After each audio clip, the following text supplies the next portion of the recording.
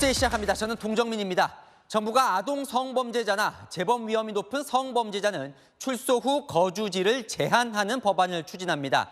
조금씩 거론되던 이른바 한국형 제시카 법안의 구체적인 안이 공개됐는데요. 김근식처럼 수감 중인 범죄자뿐 아니라 조두순처럼 이미 출소한 이들도 적용하도록 할 예정입니다. 자, 교육시설 근처에 성범죄자가 살 수 없게 한 미국과 달리 아예 정부에서 거주 지역을 정해주는 게 핵심입니다. 먼저 백승현 기자입니다. 법무부가 고위험 성범죄자의 거주지 제한에 관한 법안을 입법 예고했습니다. 지난해 12월 국정과제 점검회의 때 한동훈 법무부 장관이 한국형 제시카법 도입을 언급한 뒤 10개월 만입니다. 제정안의 핵심은 고위험 성범죄자는 출소 후에도 국가가 정한 시설에서 살아야 한다는 겁니다.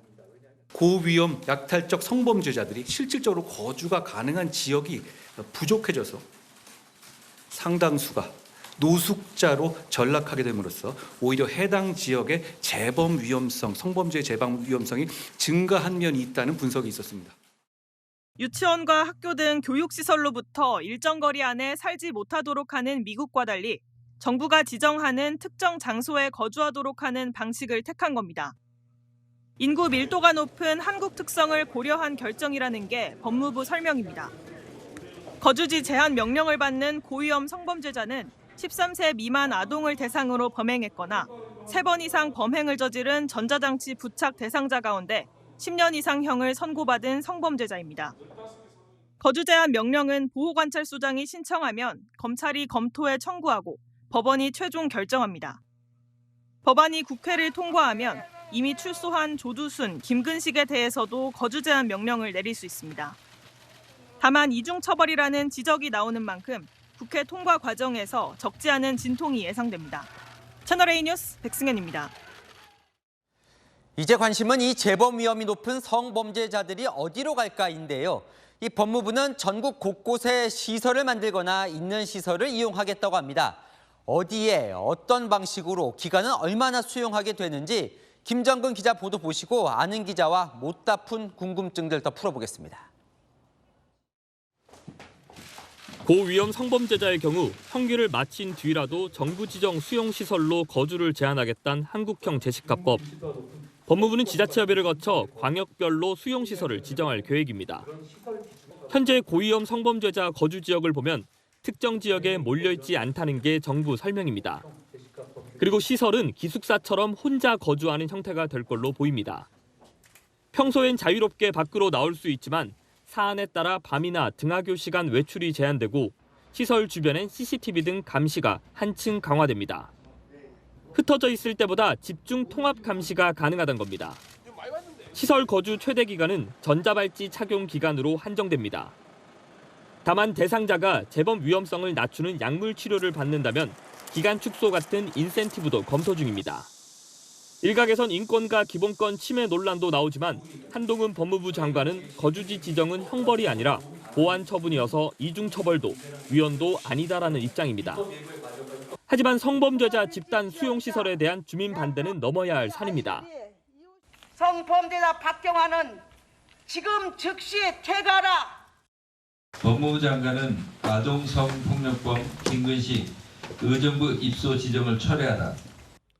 공포 후 시행까지 최대 2년의 시간이 있는 만큼 정부는 지역사회 설득에 총력을 기울일 계획입니다. 채널A 뉴스 김정근입니다.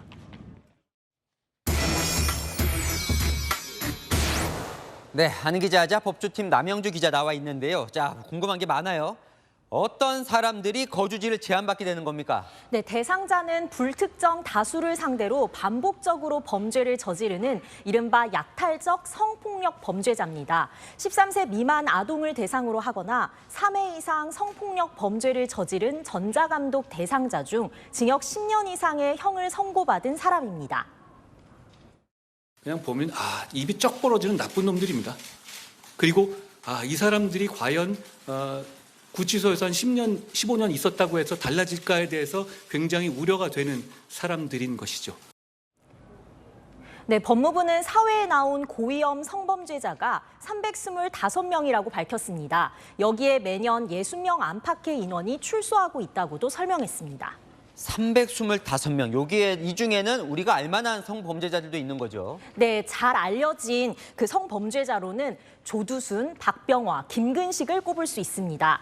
2020년 출소한 아동 성범죄자 조두순은 경기 안산에 거주 중입니다. 수원 발발이라고 불린 박병화도 있습니다. 출소 후 원룸촌에서 살았는데 경기도 화성입니다. 출소를 앞둔 연쇄 강간범 김근식은 지난해 의정부에 있는 법무부 산하 시설에 입소하려다 새로운 성범죄 혐의가 밝혀지면서 다시 구속돼 현재는 안양교도소에 수감 중입니다. 이런 사람들도 향후 법이 만들어지면 적용을 받느냐 궁금하실 텐데요. 법무부는 가능하다고 설명합니다. 거주지 제한은 형벌이 아니라는 입장인데요. 사회 방어를 위해 가하는 처분의 일종이기 때문에 법이 생기기 전 범죄자들도 대상이 된다고 보고 있습니다. 자, 지금 말한 이 거주지 제한이라는 게 거주 시설 안에 이제 그들을 수용하도록 하겠다는 거잖아요. 그 거주 시설 그러면 새로 짓는 거예요? 그 광역별로 지정한다는 것 외에는 아직 계획 단계라서 다양한 가능성이 열려 있습니다.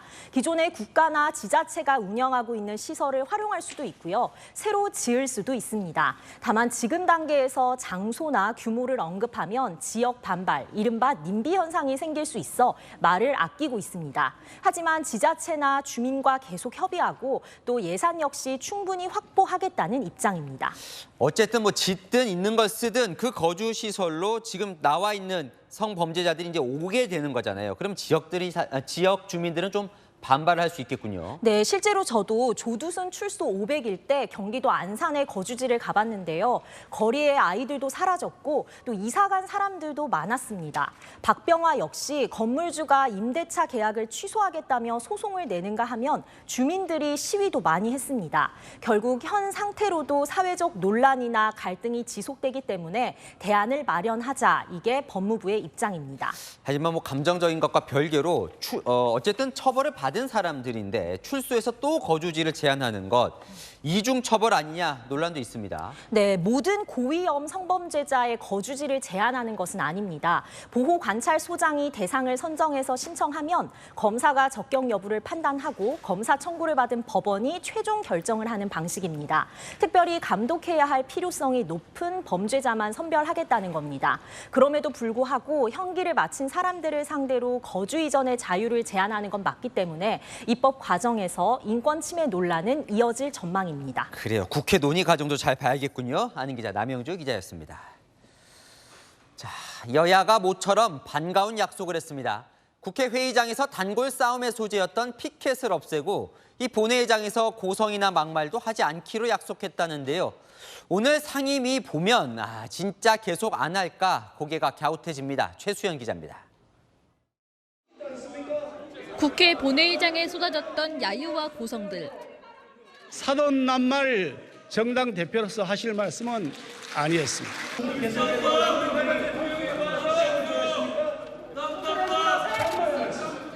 압구정 정권이라는 비판이 공감되지 않을 수가 없습니다.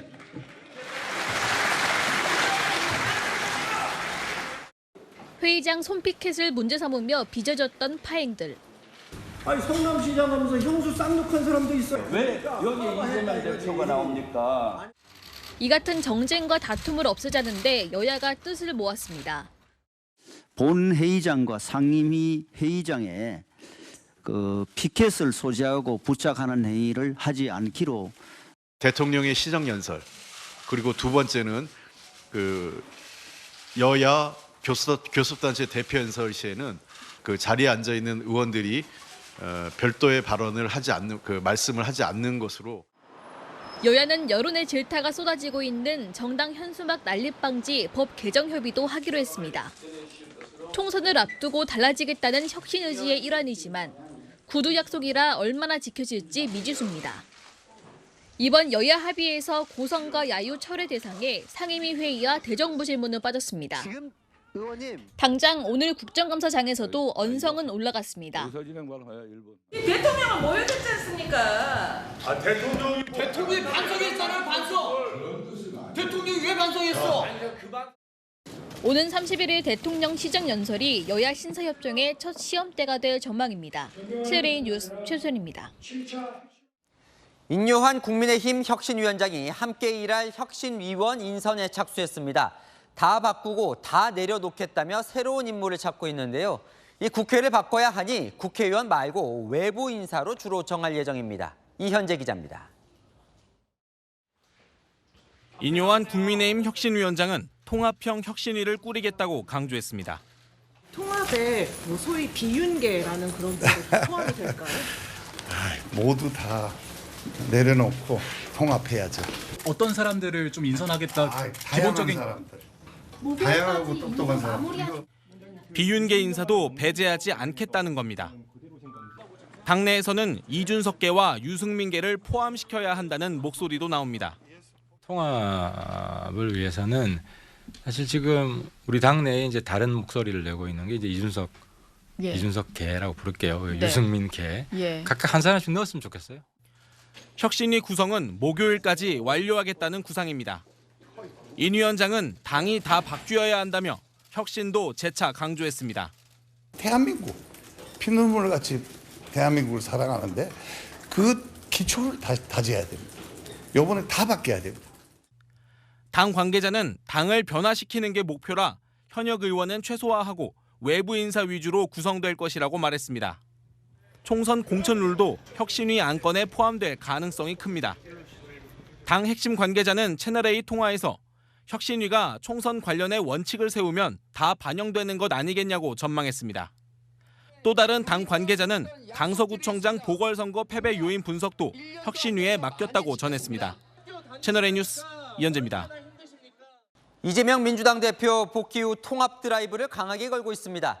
당 차원뿐 아니라 강성 지지층의 가결파 청원 절차도 윤리심판원으로 넘기지 말라, 절차를 시작하지도 말라고 지시한 것으로 취재됐습니다. 오늘 첫 국감 모습까지 김유빈 기자가 보도합니다. 이재명 민주당 대표가 당무 복귀 하루 전인 지난 22일 최고위원들과의 간담회에서 가결파 의원 징계에 제동을 건 것으로 알려졌습니다. 최고위원들이 징계 청원이 들어왔으니 절차에 따르자 윤리심판원에 넘기는 절차라도 시작하자고 주장했는데 이 대표가 정무적 판단이 필요하다며 불필요한 오해가 없어야 하니 절차 개시도 하지 말라고 말한 것으로 전해졌습니다. 이 대표는 이번 중일 때도 징계 절차 시작에 제동을 건 바 있습니다. 우리 민주당이 작은 차이를 넘어서서 단결하고 단합해야 합니다. 한 민주당 관계자는 총선까지 징계는 사실상 물 건너간 것이라고 해석했습니다. 하지만 여전히 징계 가능성을 열어둔 친명 지도부도 있습니다. 신상 필벌이라는 게 있지 않습니까? 잠시 미뤄두자 이런 거고요. 어제 당무에 복귀한 이 대표, 오늘은 처음으로 국정감사 질의도 했습니다. 수사대장을 항명으로 규정하고 기소한 게 정당하다, 양심에 거리낌이 없다 이렇게 말씀하실 수 있습니까? 홍범 또한 명칭 변경 여부도 따져 물으며 군이 정치적 논쟁에 연루되는 건 바람직하지 않다고 지적했습니다. 채널A 뉴스 김유빈입니다. 네, 마약 투약 피의자 신분으로 수사를 받고 있는 배우 이선균 씨. 당초 알려진 대마 외에 다른 향정신성 의약품을 투약한 혐의도 받고 있는 걸로 드러났습니다. 이 씨에 대한 소환 조사 시점도 빨라지고 있습니다. 조현진 기자입니다. 마약류 투약 혐의로 어제 형사 입건된 배우 이선균 씨. 경찰이 이 씨에 대해 마약류 관리에 관한 법률상 대마 혐의 외에도 향정신성 의약품 투약 혐의도 적용한 사실이 확인됐습니다. 이 씨는 서울 강남 유흥업소 여 종업원 A 씨의 자택에서 올해 초부터 여러 차례 대마 등 마약류를 투약한 혐의를 받습니다. 경찰은 이 씨가 대마 외에도 케타민 같은 향정신성 의약품을 투약한 것으로 보고 있습니다. 이 씨의 마약 투약 혐의를 입증할 수 있는 증거를 어느 정도 확보한 것으로 알려집니다. 경찰은 빠른 시일 내 이 씨를 소환해 조사할 방침입니다. 시약 검사를 해 마약 종류와 마약 횟수 등을 확인할 예정입니다. 저희가 아직 연락받지는 못했고요. 출석해서 다 잘 말씀드리려고 합니다. 지금까지 해당 유흥업소 등에서 마약을 투약한 정황이 드러난 사람은 8명. 이 씨와 여 종업원 A 씨, 같은 유흥업소에서 일한 20대 여성까지 3명이 입건됐습니다. 이 중 이 씨에게서 3억 5천만 원을 받은 A 씨는 지난주 구속됐습니다. 내사를 받는 사람 5명 가운데는 유명 기업 창업주 손녀, 연예인 지망생과 함께 방송 예능에서 이름을 알린 작곡가가 포함된 것으로 파악됐습니다. 배우 유아인 씨에 이어 이선균 씨까지 마약 투약 의혹이 연이어 터져 나온 상황. 연루자가 더 있을지 사건 파장이 어디까지 번질지 관심이 모아지고 있습니다. 채널A 뉴스 조현진입니다. 김범수 카카오 전 의장이 어제 오전부터 오늘 새벽까지 16시간에 걸쳐서 SM 시세 조정 관련 혐의로 금융감독원의 조사를 받았죠. 오늘 이복현 금융감독원장은 카카오에 대해서 법인 처벌은 물론이고 경제적 이득 박탈 가능성까지 시사했습니다. 카카오가 처벌을 받게 되면 카카오뱅크의 대주주 지위를 잃게 됩니다. 신무경 기자입니다. 이복현 금융감독원장이 오늘 기자들과 만나 카카오에 대해 거센 발언을 쏟아냈습니다.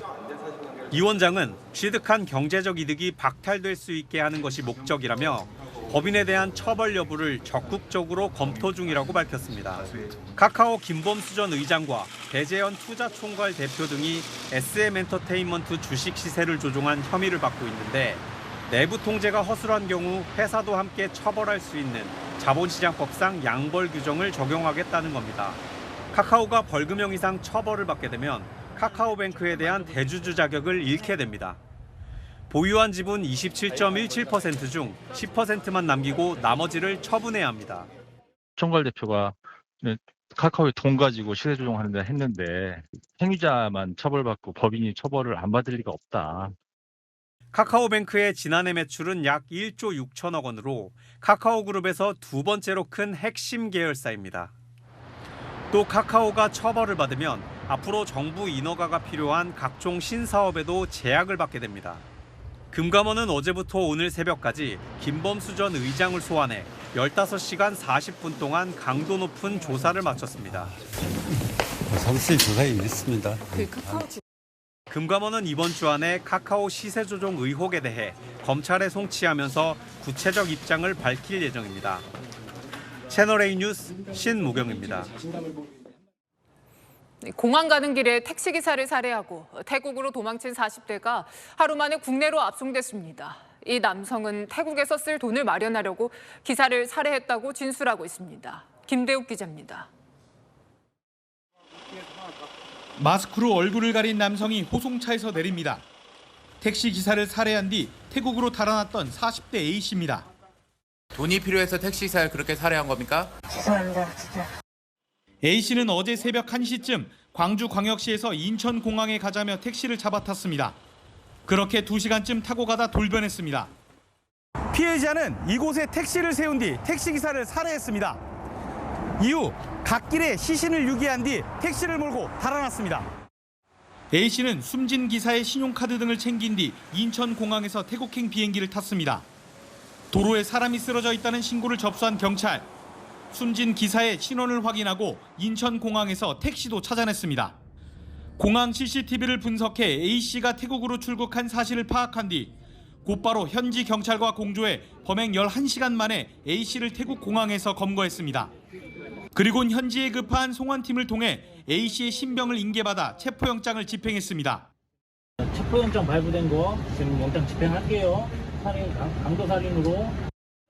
A씨는 태국의 지인을 만나러 가던 길에 태국에서 쓸 돈을 마련하려 택시기사를 살해했다고 진술한 것으로 알려졌습니다. 경찰은 A씨에 대한 구속영장을 신청할 방침입니다. 채널A 뉴스 김대욱입니다. 저수지로 추락한 차량에서 50대 운전자가 극적으로 구조됐습니다. 차량이 수면 아래로 5m나 가라앉았는데 차량 안에 생긴 에어포켓 덕분에 구조될 때까지 1시간 동안 버틸 수 있었습니다. 홍진우 기자입니다. 저수지 한가운데 픽업 트럭이 빠져 있습니다. 빨간 제동등이 켜진 차량 뒷공무니만 보이는 상황. 얼마 버티지 못하고 물속으로 가라앉았습니다. 잠수 장비를 입은 소방 구조대원들이 출동해 부랴부랴 구조에 나섭니다. 하지만 차량이 저수지에 빠진 지 이미 1시간가량 지난 상태. 신락 같은 희망도 무색할 것 같은 순간 구조대원들은 수십오 미터 물속 차 안에서 50대 여성 운전자를 구조해냈습니다. 경북 경산시 희곡 저수지에 차량이 빠져 가라앉고 있다는 신고가 접수된 것 어제 오전 7시쯤입니다. 수중수색 구조를 통해 물 밖에 나올 수 있었던 50대 여성은 다행히 생명에 지장이 없는 상태였습니다. 차량 안에 생긴 공기층, 에어포켓에 의지해 1시간 동안 버티면서 극적으로 구조된 겁니다. 미처 빠져나가지 못한 공기가 차에 남아서 생기는 공간인데요. 1시간 이상 숨을 쉴 수 있는 그 공기의 양이 차 내부에 에어포켓을 형성해서 남아 있었다는 것이죠. 소방당국에 따르면 당시 추락 사고는 운전 미숙 때문이었습니다. 채널A 뉴스 홍진우입니다. 여당이 마을일을 돌보는 이장과 통장 이 기본 수당을 10만 원 더 올려서 매달 40만 원 주자고 정부와 지자체에 건의했습니다. 할 일은 많은데 처우가 열악하던 이유인데요. 이 시기적으로는 총선용 구애 아니냐 이런 해석도 나옵니다. 배우미 기자입니다. 밭일에 묻은 흙먼지를 털 새도 없이 안내 방송을 하고 더위나 집에서나 소각을 검해 주시면 감사드리겠습니다. 다시 논으로 나가 탈곡기가 지나갈 길을 냅니다. 올해 61살, 환갑을 맞은 새내기 이장은 마을 어르신들 대신 농사는 물론 수매까지 도맡았습니다. 정부 수매를 하게 되면은 남한 사람들 기계가 없으니까 이장으로서 당연하게 해줘야 안 됐습니다. 이 마을에서 힘쓸 일은 모두 이장의 몫입니다. 차를 못 타가 기다릴 때도 차도 태워주기도 하고 가도 들여서 무거운 짐이다 들고 이장이 오다가 또 차에서 얹어 실어주기도 하고. 이렇게 일하고 받는 한 달 기본 수당은 30만 원. 국민의힘이 일은 많은데 처우가 열악한 이장 통장의 기본 수당을 월 10만 원씩 올리자고 건의했습니다. 재난을 대비한 예방활동, 밀집도 높은 행사 사전점검 등의 안전활동에 쪽방촌 반지하 주택 방문과 후원 물품 배부, 복지 사각지대 발굴 지원 등 활동 범위가 매우 크게 늘어났습니다. 전국의 이 통장은 9만 8천여 명, 월 10만 원 인상에 연간 예산 1,000억 원이 더 듭니다. 일각에선 내년 22대 총선을 앞둔 선심 공약 아니냐는 지적도 나옵니다. 이 통장 수당은 1997년 10만 원을 시작으로 2004년 20만 원, 2020년 30만 원으로 올랐습니다. 각각 총선과 대선이 있던 시기입니다. 지난 대선 당시 윤석열, 이재명 후보 모두 이 통장 기본 수당 인상을 공약으로 내걸기도 했습니다. 채널A 뉴스 배유미입니다. 이른바 청담동 술자리 의혹을 제기한 김의겸 민주당 의원에 대해 경찰이 불송치 결정을 내렸습니다. 국회에서 직무상한 발언은 책임지지 않는다. 국회의원 면책 특권 덕분입니다. 최재현 기자입니다. 지난해 10월 국정감사에서 설전을 벌였던 김의겸 더불어민주당 의원과 한동훈 법무부 장관. 7월 19일 밤인데요. 그날 술자리를 가신 기억이 있으십니까? 그리고 윤석열 대통령도 이 자리에 이 청담동의 바에 합류를 했습니다. 제가 저 자리에 있거나 제가 저 비슷한 자리에 있거나 저 근방 1km 안에 있었으면 저는 걸겠습니다. 의원님, 저는 다 걸게요. 의원님 뭐 거시겠어요? 이후 한 장관과 시민단체 등은 김 의원을 명예훼손 혐의로 고소 고발했습니다. 거짓말로 해코지 해도 되는 면허증이나 라도 가진 것처럼 행동하는데요. 그래도 되는 줄 알고 이러는 것 같습니다만 이번엔 달라야 한다고 생각합니다. 1년 가까이 수사를 진행한 경찰은 오늘 김 의원에 대해 공소권 없음으로 종결하고 불송치했다고 밝혔습니다. 헌법에 따르면 국회의원은 국회에서 한 발언이나 표결에 대해 민형사상의 책임을 지지 않는다고 돼 있습니다. 청담동 술자리 의혹의 사실 여부를 떠나 김 의원이 국정감사에서 한 발언이기 때문에 책임을 물을 수 없다는 겁니다. 반면 김 의원과 함께 의혹을 제기했던 인터넷 매체 더 탐사 관계자들은 명예훼손과 주거침입 혐의로 검찰에 송치됐습니다. 한 장관 측은 이번 불송치 결정과 관계없이 김 의원에 대한 10억 원의 손해배상 청구 소송은 계속 이어갈 것으로 알려졌습니다. 채널A 뉴스 최재원입니다. 통상 대법원장이 퇴임을 하게 되면 이 대통령으로부터 국민 훈장을 수여받습니다. 관행과 같았죠. 그런데 이미 퇴임한 김명수 전 대법원장 국민 훈장 수여가 보류됐습니다. 수사를 받고 있어서 이 수여가 가능한지 정부가 검토하고 있습니다. 성혜란 기자가 단독 취재했습니다. 임성근 전 부장판사의 사표 수리를 거부하고도 국회에 거짓 답변을 한 혐의로 수사선상에 오른 김명수 전 대법원장. 내가 사표 수리했다고 하면 국회에서 무슨 이야기를 듣겠냐 말이야. 법원행정처가 김 전 대법원장에 대한 국민훈장을 추진하다 지난달 돌연 보류한 것으로 확인됐습니다.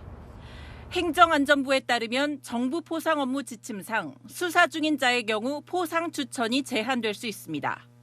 이 때문에 행정안전부에서도 김 전 대법원장의 서훈 적격 여부를 검토한 것으로 알려졌습니다. 과거 사법농단 사건으로 고발된 양승태 전 대법원장의 경우 퇴임 석 달 뒤 무궁화장을 받은 바 있습니다. 행정안전부 측은 김명수 전 대법원장 수훈도 수사 진행 상황 등 양 전 대법원장 사례와 비교해 결정하겠다는 방침입니다. 2년 8개월째 수사 중인 검찰은 김 전 대법원장을 조만간 소환 조사한 뒤 기소 여부를 결정할 것으로 알려졌습니다. 채널A 뉴스 성혜란입니다. 자, 제2의 중동 붐에 시동이 걸렸습니다. 윤석열 대통령의 사우디 국빈 방문 일정이 모두 마무리되고 대통령실은 21조 원 규모의 경제 성과를 거뒀다고 밝혔는데요. 대통령 동행한 기업인들에게 원팀으로 뛰고 또 뛰겠다고 약속했습니다. 사우디 현지에서 조영민 기자가 보도합니다. 삼성전자 이재용, 현대차그룹 정의선 회장 등 사우디아라비아 국빈 방문에 동행한 경제사절단 180여 명이 한자리에 모였습니다. 윤석열 대통령은 사우디 방문이 우리 경제의 새 활력이 될 것이라며 원팀을 강조했습니다. 저도 영업사원으로 더욱 열심히 뛰어야겠다는 각오를 다지게 됩니다. 정부와 기업은 원팀입니다. 어렵고 불합리한 일이 있다면 언제든지 말씀해 주십시오. 1970년대 중동 진출이 오일 쇼크 극복의 디딤돌이 된 것처럼 제2의 중동 붐을 통한 경제 위기 극복을 강조했습니다. 첨단 도시 건설인 2030년 사우디 메가 프로젝트 협력도 그중 하나입니다. 사우디와의 건설 협력은 우리에게는 중동 신화가 되었습니다. 이제 새로운 도시 건설의 신화를 함께 만들어 갑시다. 43년 만에 채택한 양국 공동성명에는 수소경제, 스마트시티 등 첨단 산업 협력이 들어있습니다. 우리 경제의 미래 잠재력 향상을 기대하는 대목입니다. 윤 대통령은 잠시 후 두 번째 방문국인 카타르로 향합니다. 한국 대통령으로는 첫 국빈 방문인 카타르에서도 에너지, 건설 등 제2의 중동붐을 향한 세일즈 외교를 이어갑니다. 사우디아라비아 리야드에서 채널A 뉴스 조영민입니다. 회계장부를 보여달라, 못 보여준다. 정부의 요구에도 철옹성같이 버티던 양대 노총이 결국 한 발 물러섰습니다. 한국노총에 이어 민노총도 이 정부의 방침에 따라 노조의 회계장부를 공개하기로 했습니다. 자세한 내용 서상희 기자가 전해드립니다. 정부의 회계장부 공개에 완강히 반대했던 한국노총과 민노총이 노조 회계 공시에 동참하기로 했습니다. 민노총은 오늘 오후 입장문을 내고 정부가 개설한 노조 회계 공시 시스템에 회계 결산 결과를 등록하기로 했다고 밝혔습니다. 조합원에게 불이익을 주지 않기 위해 회계 공시를 하기로 결정했다는 건데 어제 한국노총에 이어 민노총도 회계 공시를 결정한 겁니다. 정부는 지난 2월부터 노동조합의 회계 투명성 강화를 강조해왔습니다.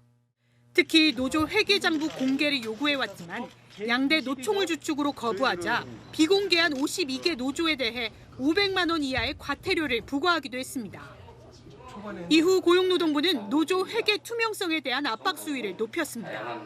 노동조합에 가입하려는 근로자는 어느 노동조합이 재정을 투명하게 운영하는지 알 수 있게 될 것입니다.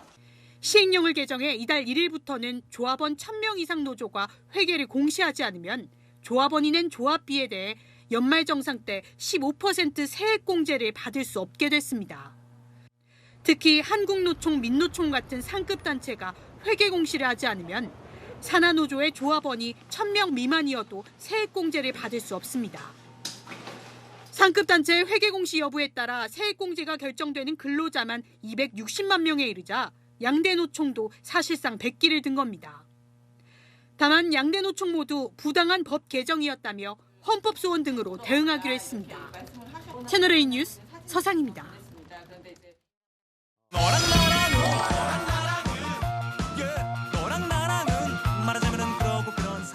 윤수민 정치부 기자와 열왕연화 시작합니다. 첫 번째 주제 보겠습니다. 대통령이 손을 번쩍 들고 있는데요. 4번이나 동행한 건 누굴까요? 네, 4번이나 동행한 이 기업인 이재용 삼성전자 회장입니다. 윤 대통령이 중동 순방 중이죠. 사우디엔 경제인 180여 명과 같이 갔는데요. 이 회장과 어디 같이 갔는지 함께 보실까요?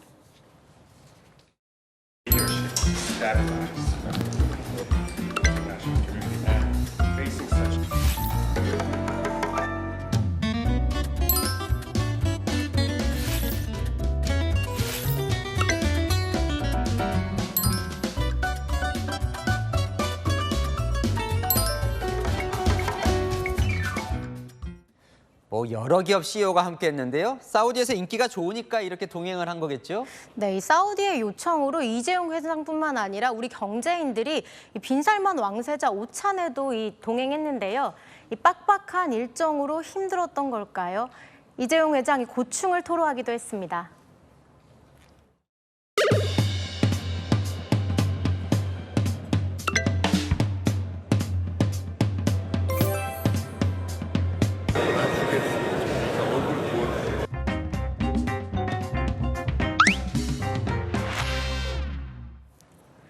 네, 대기업들 이번에 사우디에 가서 이 전기차 사업 계약도 맺고 이 네옴시티 참여도 하기로 하고 이 수주 많이 따냈죠. 힘들어도 보람찰 것 같습니다. 서로 친한가 보네요. 반말까지 하는 거 보면. 네, 다음 주제 보겠습니다. 자, 총리 장관들 보이는데요. 현장 갔어요? 네, 오늘 일제히 민생 현장으로 달려갔는데요. 윤 대통령이 출국 직전에 총리들에게 직접 당부했거든요. 현장 중심의 행정은 그간 대통령께서 밝혀오신 오래된 소신이며 직급에 상관없이 모든 공직자가 현장으로 나가주십시오. 네, 한 총리 솔선수범하겠다며 오늘 서울 마포 농수산물시장을 찾아 이 배추값을 챙겼습니다. 상당히 비싸졌던데 예. 요즘은 또 아직 안 내렸죠? 예. 값이 조금 떨어지긴 할 텐데 이거 비쌀 때 우리가 하나 사가자 이거.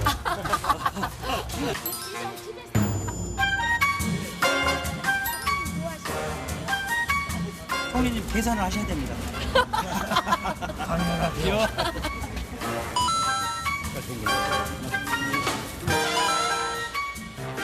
시장에 들어오지도 않아요. 너무 춥고 하니까 시장에 사람들이 오지를 않아요, 젊으니까. 오늘 국무회의에서 다 현장 가라고 했으니까 장관도 가야겠네요. 네, 이영 중기부 장관이 국무회의 후 당장 노량진 수산시장으로 달려갔습니다. 온누리 상품권 좀 쓰고 매출 많이 오르셨어요? 네, 온누리 상품권 사니까 네. 너무 좋아요. 소상공인 분들 어떻게 좀 살림살이 넉넉해지고 계시는지 전국을 다니면서 보고 있습니다. 네, 유인촌 문체부 장관은 국내 처음으로 문을 연 장애예술인 공연장을 찾았는데요. 참석자의 휠체어를 밀어주며 입장했고요. 화가이자 장애인 배우와도 인사를 나눴습니다. 네, 많이 듣고 좋은 정책 펼치면 좋겠네요. 주제 하나 더 보겠습니다. 이준석 활용법, 안철수, 하태경 의원이 보입니다. 네, 이 두 사람이 이준석 전 대표의 역할을 두고 이 각기 다른 활용법을 제시했는데요. 먼저 하 의원, 이 전 대표를 이렇게 활용하자고 하네요.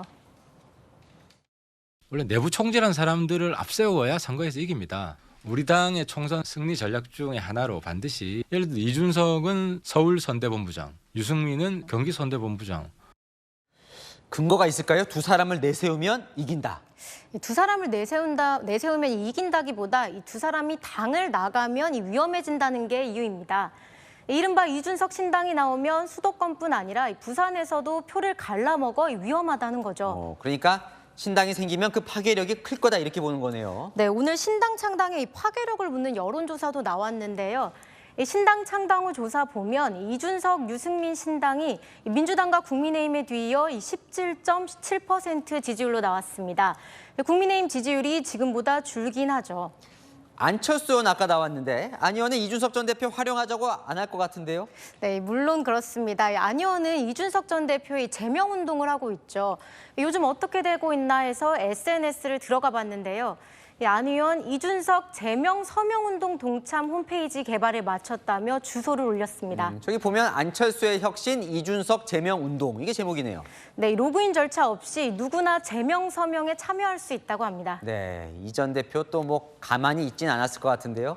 네, 그렇습니다. 이 전 대표는 많은 참여를 부착한다며 비꼬기도 하고 안 의원 SNS 글에는 홈페이지에 버그가 있다고 지적하는 답글을 달았는데요.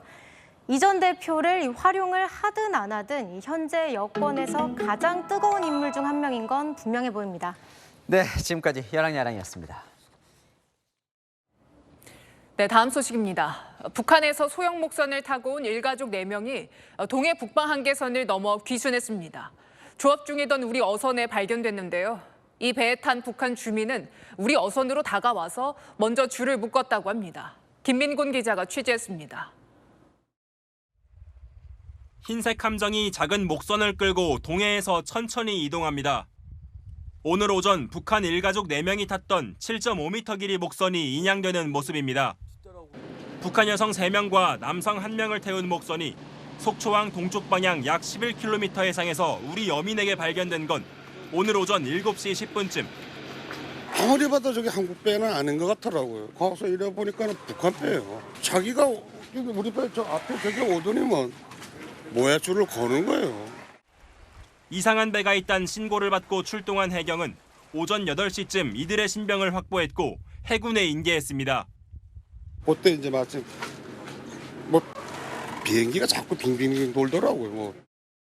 지난 2019년 6월에도 북한 주민들이 삼척항에 입항한 뒤에야 발견돼 경계 실패 논란이 있었습니다. 이에 대해 군 당국은 귀순 관련 상황을 인지하고 있었다고 해명했습니다.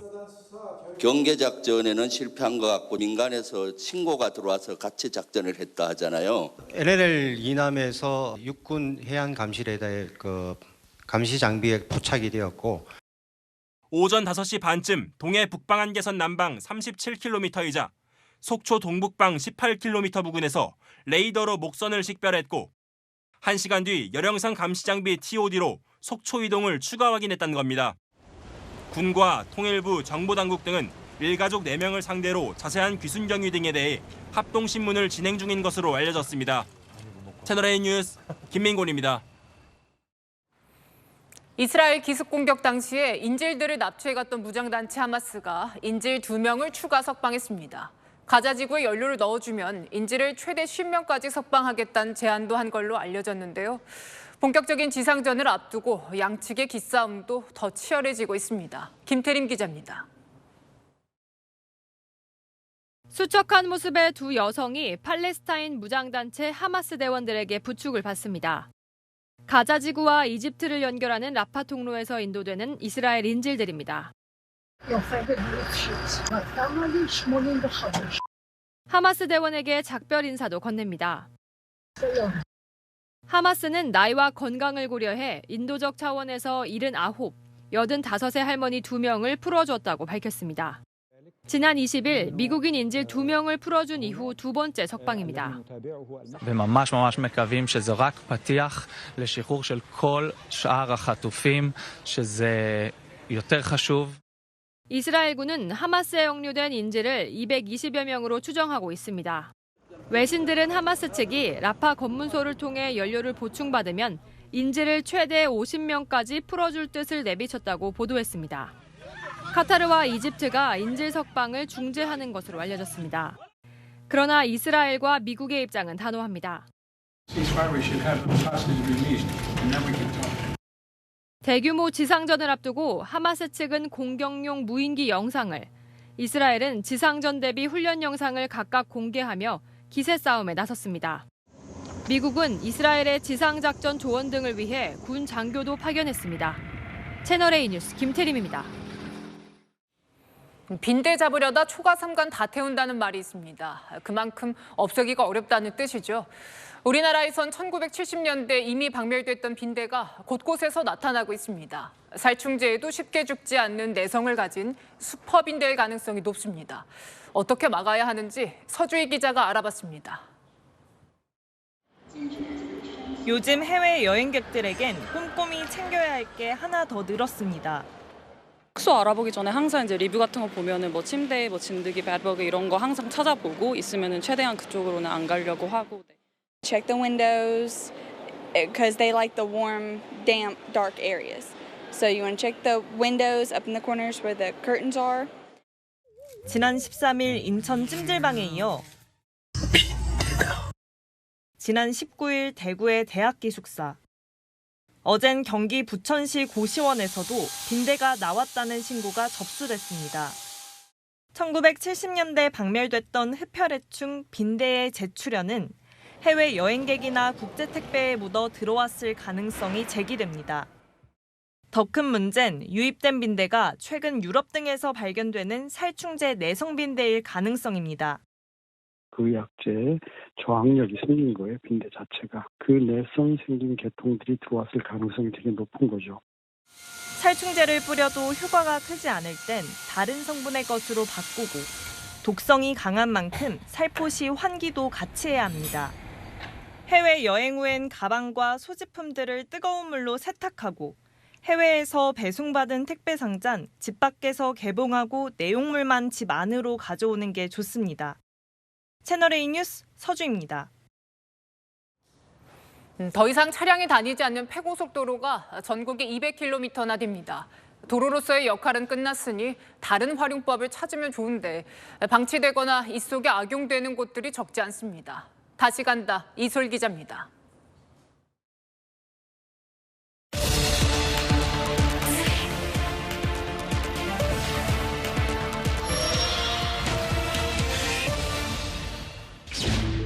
경부고속도로 직선화 구간 개통으로 지난 2001년부터 사용이 중지된 충북 옥천의 폐고속도로. 농업용 퇴비 더미와 건축용 자재들이 여기저기 방치돼 있고 부러진 의자와 플라스틱 상자 등 폐기물도 널려 있습니다. 채널A가 관리 부실을 고발한 지 3년 만에 이 도로를 다시 찾아가 봤습니다.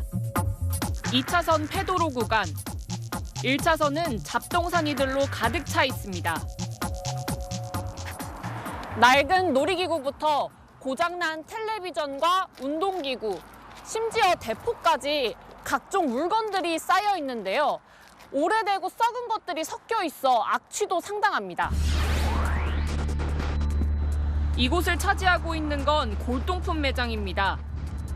6년 전 한국도로공사가 임대를 내줬다 주민 민원이 빗발치자 계약을 해지했는데 아랑곳하지 않고 3년 넘게 무단으로 장사를 이어가고 있는 겁니다. 연 40만 원 정도 냈어요. 근데 갑자기 임대 취소를 해버렸어요. 할 장소가 지금 없어가지고 땅값도 비싸잖아요. 임대료도 비싸. 차입장도 난감해가지고.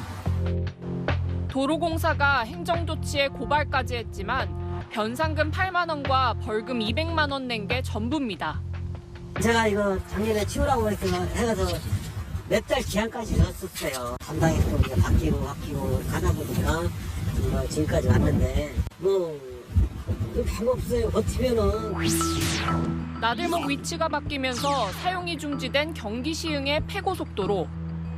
컨테이너 27동이 덩그러니 놓여 있고 외벽엔 도로공사 측이 보낸 계도장이 덕지덕지 붙어 있습니다. 임대 계약이 끝났지만 5년째 폐고속도로를 무단 점유 중인 물품 보관 창고입니다. 공사 측은 영리 목적으로는 폐도를 빌려주지 않는다고 밝혔지만 어떻게 쓰고 있는지 확인한 적은 없습니다. 영리를 하면 저도 해주세요. 진짜. 무슨 용도로 사용하시는지 내용을 좀 말씀해주세요. 조사기간도 아니고.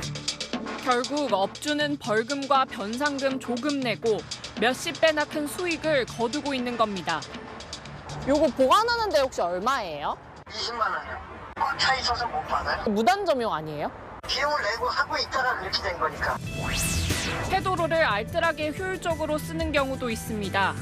충북 옥천의 한 폐터널은 농산물을 키우는 스마트팜으로 활용되고 있습니다. 실내에서 딸기 같은 것도 생산하고 그런 식으로 이제 운영을 하고 있습니다. 터널 내부는 항상 일정하게 유지를 할 수 있으니까 그런 것들을 이용해서 할 수 있는 사업들이 조금 있거든요. 버려진 폐도로를 화물차 공용차고지나 하이패스 시험장, 생태공원 등으로 쓰기도 합니다. 전국의 폐고속도로 구간은 약 200km. 무관심 속에 마냥 방치할 게 아니라 실용적으로 어떻게 쓸지 방법을 찾아야 한다는 지적이 나옵니다. 다시 간다, 이 소리입니다. 중국인 단체 관광객의 귀환이 본격화된 지 2달이 지났지만 국내 관광업계는 소갈이하고 있습니다. 중국인 입국자 숫자는 코로나 이전의 절반 수준에 불과하고 지갑도 잘 열리지 않고 있습니다. 송정현 기자가 그 이유를 취재했습니다. 서울 한 대형마트. 일본이나 동남아에서 온 관광객들로 북적이는데 중국인은 찾아보기 어렵습니다. 관광객들의 메카 서울 명동에서도 상황은 마찬가지입니다. 중국 사람보다는 싱가포르나 말레이시아, 인도네시아 이런 사람들이 많아요. 중국 사람보다는. 지난 8월 중국 단체 관광객 방한 규제가 풀린 뒤 국내 유통업계가 대규모 유커 입국의 환영 행사까지 열었지만 특수를 체감하지 못하고 있습니다. 지난 8월부터 2달간 중국에서 입국한 여행객 수는 62만 명 정도입니다.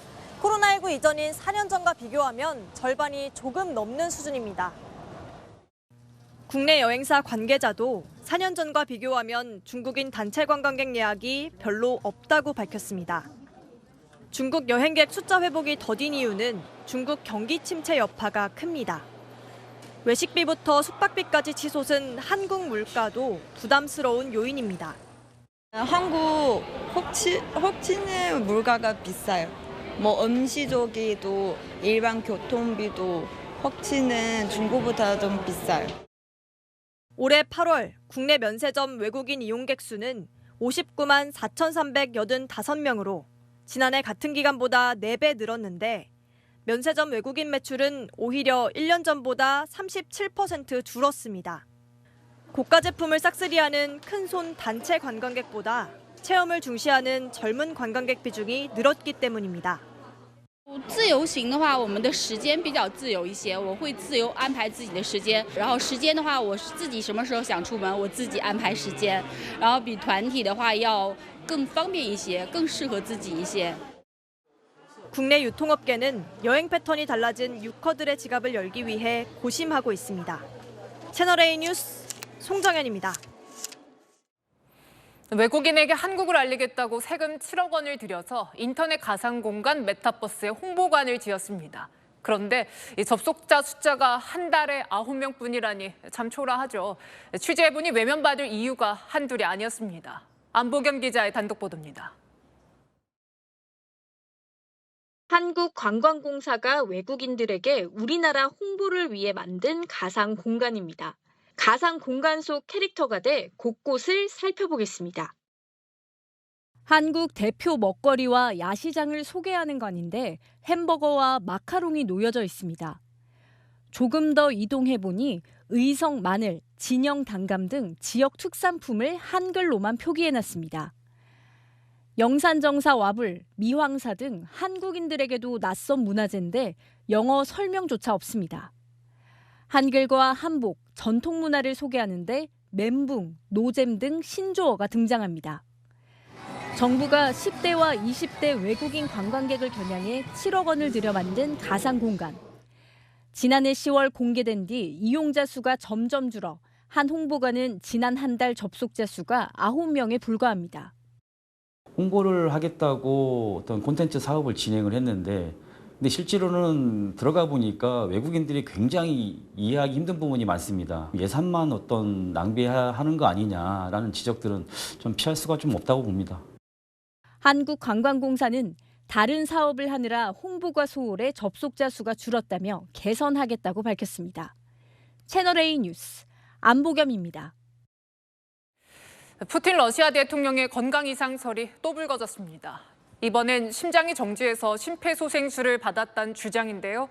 크렘린궁은 푸틴 대통령의 건재한 모습이 담긴 영상을 공개하는 걸로 즉각 반박했습니다. 권갑구 기자입니다. 지난주 중국에서 열린 포럼에 참석한 각국 지도자들. 단체 사진을 찍는 자리에서 푸틴 러시아 대통령은 입을 움직이고 어깨를 들썩이며 초조한 듯한 행동을 보입니다. 영국 언론은 신체 언어 전문가를 인용해 불안감이나 건강에 문제가 있는 것으로 보인다고 진단했습니다. 푸틴 대통령의 건강 이상설은 또 제기됐습니다. 전직 러시아 정보요원이 운영하는 걸로 추정되는 SNS에서 그젯밤 푸틴 대통령이 심정지를 일으켰다는 주장이 제기됐습니다. 밤 9시 5분쯤 대통령 침실에서 무언가 떨어지는 소리를 들은 보안 요원들이 침대 옆에 쓰러져 있는 푸틴 대통령을 발견했다는 겁니다. 의료진이 급히 소생술을 시행해 의식을 되찾았다고도 주장했습니다. 푸틴 대통령에게 최근 들어 건강 이상설이 꾸준히 제기되어 왔습니다. 외국 정상들과 만난 자리에서 발을 계속 움직였고 러시아 국방장관과의 회의에서 탁자를 꽉 붙잡은 채 구부정하게 앉았습니다. 그러나 크렘린궁은 이번에도 푸틴 대통령의 건재한 모습을 공개하며 건강 이상설을 반박했습니다. Здесь все важно. Но то, что вы сказали про детей, это особое внимание к детям наших ребят. 푸틴 대통령의 건강은 우크라이나 침공 이후 국제사회의 최대 관심사 중 하나가 되고 있습니다. 채널A 뉴스 권갑구입니다. 인도 서부의 지역 축제에서 참가자 10명이 집단 사망했습니다. 사망자들의 연령대는 다양하지만 다 같이 모여서 전통 춤을 췄다는 게 공통점입니다. 오랜 시간 격렬한 춤을 추다가 심장마비가 일어났을 가능성이 제기되고 있습니다. 김민환 기자입니다. 야외 공연장에 모인 수많은 사람들이 경쾌한 음악에 맞춰 함께 춤을 춥니다. 인도 서부 구자라트주에서 열린 여신 숭배 축제 나브라트리 현장. 이들이 추는 춤은 인도 전통춤인 가르바로, 양팔을 뻗고 다리도 흔드는 등 움직임이 비교적 많아 보입니다. 그런데 최근 이 춤을 추던 중 최소 10명이 숨지는 사고가 발생했습니다. 인도 뉴델리 TV 등 현지 매체들은 현지 시각 어제 24시간 동안 10대부터 중년까지 다양한 연령대에서 사망자가 발생했다고 보도했습니다. 심지어 13살 소년도 춤을 추고 귀가하던 중 통증을 느껴 병원에 갔지만 급사한 것으로 알려졌습니다. 구급차 요청 전화도 500건 이상인 것으로 나타났습니다. 이들 중 상당수는 심장마비로 추정되는 것으로 알려졌습니다. 현지 매체들은 15일부터 9일간 밤에 걸쳐 가르바 행사가 열리는데 춤을 심하게 추면 심박수와 산소 요구량이 급격히 증가해 위험할 수 있다고 전했습니다. 인도 전문가와 현지 교민들도 집단 심장마비 사태는 이례적이라고 말했습니다. 춤을 한번 시작을 하면 한 2시간 정도 시작을 해요. 박자가 좀 빨라지고 하다 보니까 좀 격렬하게 되는 경향들이 많이 있거든요. 인도 보건당국은 의료 전문가들과 회의를 열고 관련 정보를 수집하고 정확한 사망 원인을 밝히도록 지시했습니다. 채널A 뉴스 김민환입니다. 오늘 서리가 내린다는 절기 상강이지만 오히려 선선한 바람이 기분 좋은 하루였습니다. 중부에는 가끔 비가 내린 곳도 있는데요. 오늘 밤이면 모두 그치겠습니다. 밤 사이에 안개가 짙어집니다. 가시거리 200m로 출근길 서행 운전이 필요하겠습니다. 내일은 전국이 맑고 선선하겠는데요. 다만 대기가 건조해 강원 영동엔 건조주의보가 여전히 내려져 있습니다. 화재 예방에 유의하시기 바랍니다. 내일 서울의 아침 기온은 13도, 강릉 14도, 대전 11도로 시작하겠는데요. 한낮에는 서울이 22도, 광주와 부산 23도까지 오르며 오늘과 비슷하겠습니다. 모레 밤부터 중부에는 다시 비 소식 나와 있고요. 금요일에 비가 그친 뒤 주말에는 전국이 맑고 큰 추위는 없겠습니다. 날씨였습니다. 한동훈 장관도 오늘 이런 표현 썼던데요. 피해자들, 성범죄 가해자를 괴물에 비유합니다. 고위험 성범죄자들, 괴물에 걸맞은 처벌을 받고 있을까요? 조두순 징역 12년, 김근식 징역 15년이었습니다. 물론 무작정 중형을 선고할 수는 없지만 형기 끝날 때쯤 온 국민이 불안에 떠는 것도 현실이죠. 괴물 같은 범행, 지금 선고되는 형량이 적절한지 한번 생각해 볼 때입니다. 마침표 찍겠습니다. 괴물에 걸맞은 형량, 뉴스에 마칩니다. 감사합니다.